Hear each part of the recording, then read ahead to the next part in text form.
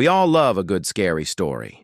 There's something addictive about urban legends that keep us awake at night, staring at the shadows in our rooms. We've all heard of Slenderman, Bigfoot, or the Mothman.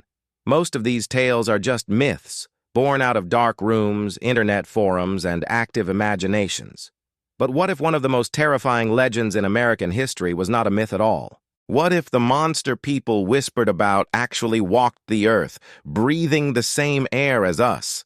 This is the story of the Green Man, or as others came to call him, charlienoface. For decades, if you grew up in Beaver County, Pennsylvania, you knew the rules. You didn't hang around the dark, isolated roads after midnight, especially not near Route 351. Teenagers and locals swore that a creature with no eyes, no nose, and a horribly disfigured face patrolled the area. According to the campfire stories, he had a strange, ghostly green glow that emanated from his skin. They said that if you drove out to the old train tunnels, turned off your headlights, and called his name, he would step out from the trees, and looking directly at him could drive a person insane. As the years passed, the legend grew larger. It became a rite of passage for high school students to go hunting for charlienoface. Rumors flew about his origin. Some claimed he was a vengeful ghost of a worker who died at a nearby power plant. Others believed he was a chemical monster created by a government experiment gone wrong, or a madman escaped from a local asylum. Fear was incredibly real. But behind this terrifying ghost story lay a tragic human reality. This wasn't a supernatural monster. It was a man named Raymond Robinson. Born in 1910, Raymond Robinson was just an ordinary boy growing up in a small, quiet town in Pennsylvania. He played outside, hung out with his friends, and had his whole life ahead of him. But everything changed in an instant during the summer of 1919. Raymond was only 9 years old. He was playing with a group of friends near the Wallace Run Bridge, a structure that carried high-voltage electric lines for the local trolleys. It was an ordinary day that was about to turn into a lifelong nightmare. Another boy had been severely injured on that same bridge just a year prior, but the children didn't realize the danger. Raymond climbed up a pole on the bridge to look at a bird's nest he had spotted. In a tragic misstep, he accidentally made contact with the wires, sending a massive shock of 22,000 volts directly through his small body. The explosion was so powerful it was heard blocks away. Doctors rushed to the scene but gave the family no hope. Just days before, another child had died from a much smaller shock on the very same bridge. But miraculously, Raymond survived.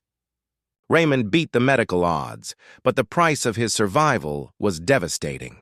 The extreme heat of the electricity had literally melted his facial features away.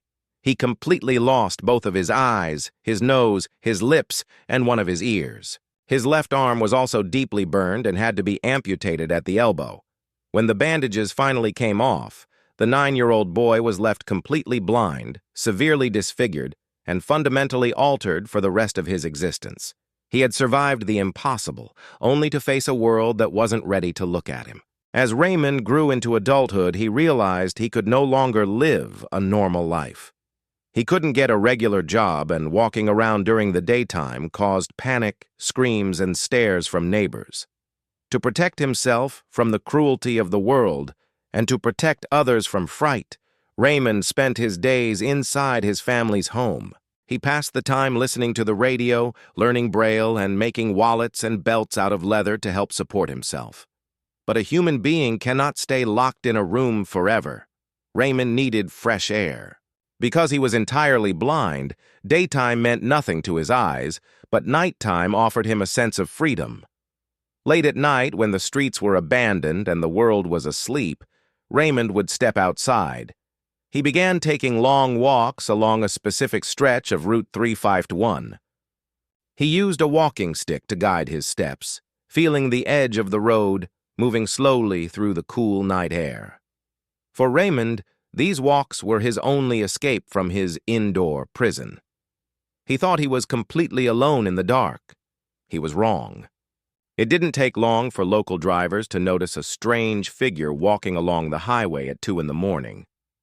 When cars drove past, their headlights illuminated a man who appeared to have no face at all. Panic spread through the small towns. People didn't see a tragic accident survivor, they saw a monster. The urban legend was born instantly. Teenagers dubbed him charlienoface, or the Green Man.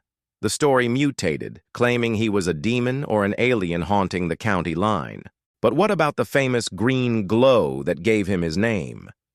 Over the years, researchers and historians looked into the legend to separate fact from fiction. The truth turned out to be far simpler than a radioactive monster. Raymond often wore a light-colored reflective winter jacket during his nighttime walks so he wouldn't get hit by passing cars. In the dark, under the pale glow of the moon or cheap headlights, this jacket looked eerie and greenish. Furthermore, his heavy facial skin, grafts, and scars sometimes took on a pale, unnatural color under certain lights, triggering the imagination of terrified onlookers. The walks became a dangerous game for local youth. Groups of teenagers would load into cars and cruise Route 351 just to catch a glimpse of him. Some people were cruel. They would yell slurs, throw rocks, or even beat him up before leaving him on the side of the road. Raymond was pushed into ditches multiple times. But not everyone was bad. Some locals grew to understand who he was. They would pull over quietly, offer him a cigarette or a beer, and have short, silent interactions with him. Raymond couldn't speak well due to his lack of lips, but he would politely wave or nod in appreciation. As Raymond aged, his health began to fail, and the nighttime walks became too difficult. He eventually moved into a nursing home, where he spent his final years in peace. In 1985, Raymond Robinson passed away at the age of 74. He was buried in a modest grave, finally free from the stares, the whispers, and the legend that chased him. The story of the Green Man still lingers in Pennsylvania folklore today, but it stands as a powerful reminder of how easily human tragedy can be twisted into a nightmare, and how the real monsters are often not the ones walking in the dark, but the ones who refuse to show compassion.